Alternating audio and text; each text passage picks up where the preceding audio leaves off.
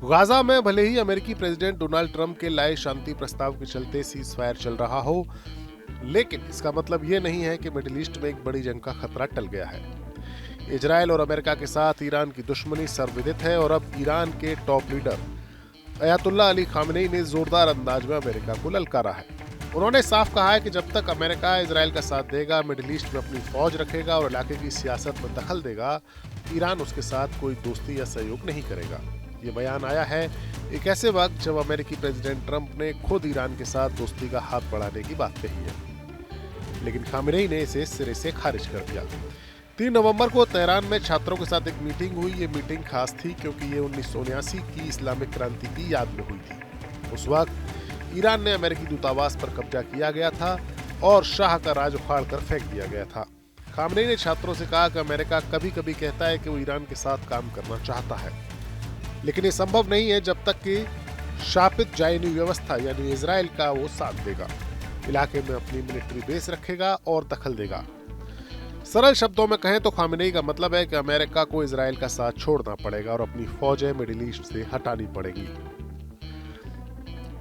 अब ये बात आगे बढ़ सकती है क्योंकि उन्होंने अमेरिका को अहंकारी भी कहा, जो सिर्फ आत्मसमर्पण ही स्वीकार करता है। ये बयान ईरानी स्टेट मीडिया ने जारी किया और पूरी दुनिया में छा गया। दरअसल अमेरिका और ईरान की दुश्मनी 1979 से ही है। इस क्रांति के बाद दोनों देश एक दूसरे के दुश्मन बने, लेकिन हाल के सालों में तनाव और बढ़ा है। अप्रैल 2025 में न्यूक्लियर बातचीत शुरू हुई थी। ईरान का कहना था कि उसका परमाणु प्रोग्राम शांतिपूर्ण है, लेकिन अमेरिका और इजराइल को शक है कि ये बम बनाने के लिए है।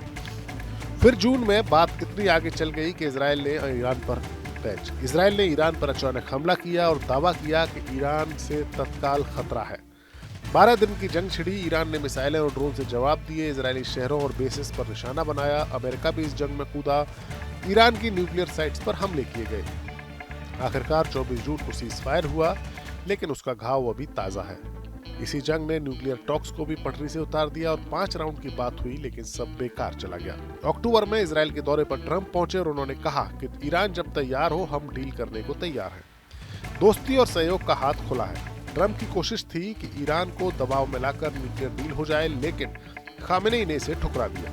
उनका कहना है कि अमेरिका की अहंकार वाली हरकतें जैसे इजराइल को हथियार देना, गाजा में हमले में साथ देना, सहयोग की राह में दीवार है।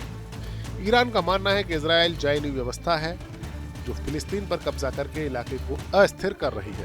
खामेनेई ने जोर देकर कहा कि ईरान मजबूत बनेगा ताकि दुश्मन को सबक मिले और अगर देश ताकतवर हो गया तो दुश्मन को फायदा नहीं नुकसान होगा, तब इम्यूनिटी मिलेगी। इस बयान के बाद क्या असर पड़ेगा मिडिल ईस्ट पर, जो पहले से ही उबल रहा है? गाजा में इजराइल हमास की जंग, लेबनान में हिजबुल्लाह का तनाव, ईरान के प्रॉक्सी ग्रुप्स जैसे हूती, हिजबुल्लाह, सब कुछ इस वक्त तनाव में है।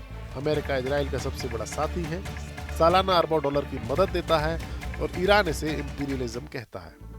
अगर ईरान और अमेरिका के बीच में सहयोग नहीं हुआ तो न्यूक्लियर प्रोग्राम पर सैंक्शंस बढ़ सकते हैं और तेल की कीमतें चढ़ सकती हैं और फिर जंग भी भड़क सकती है। लेकिन ईरान अकेला नहीं है। रूस, चीन जैसे दोस्त हैं। खामेनेई का ये स्टैंड घरेलू स्तर पर भी मजबूत करता है, जहां लोग अमेरिका विरोधी नारे लगाते हैं। ईरान और अमेरिका के बीच शांति की राह मुश्किल है, लेकिन उम्मीद अभी भी बाकी है। अब देखना होगा कि खामेनेई के इस बयान का ट्रंप क्या जवाब देंगे। क्या न्यूक्लियर टॉक्स होंगे या फिर कोई बड़ी जंग होगी? Bureau report, news nation. जहां भक्ति है हर शब्द में, कथाओं में छुपे हैं दिव्य रहस्य और ज्योतिष देता है जीवन को दिशा। धर्म से जुड़ी हर बातों को जानने के लिए हमारे चैनल स्तुति को सब्सक्राइब करें। चैनल पर जाने के लिए इस लिंक पर क्लिक करें।